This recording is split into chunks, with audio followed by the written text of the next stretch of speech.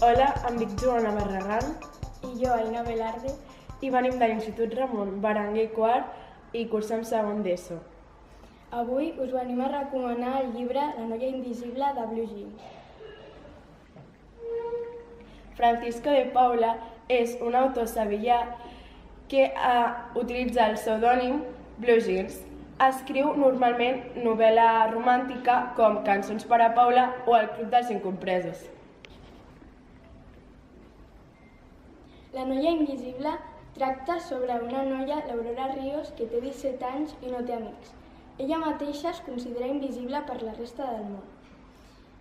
Una nit no torna a casa després de l'institut i això a la seva mare li sembla estrany perquè no és l'habitual.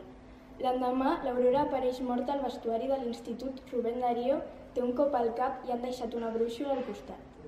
La seva companya de classe, la Julia Plaza, s'obsessiona per esbrinar qui ha estat el seu assassí.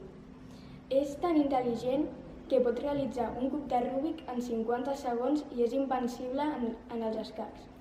La seva mare és la forense del cas i el seu pare és policia judicial de la Guàrdia Civil. Ella, junt al seu amic Emilio, tractaran de resoldre el cas de la mort de l'Aurora Ríos.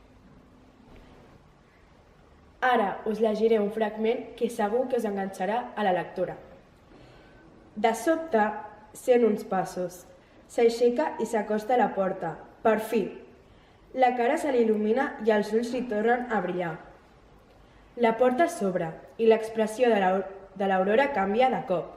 Confosa, fa un parell de passos enrere. Ensopega amb els seus propis peus i cau a terra. No entén absolutament res. Hola, què vol dir aquesta cara? Que no sóc la persona que esperaves?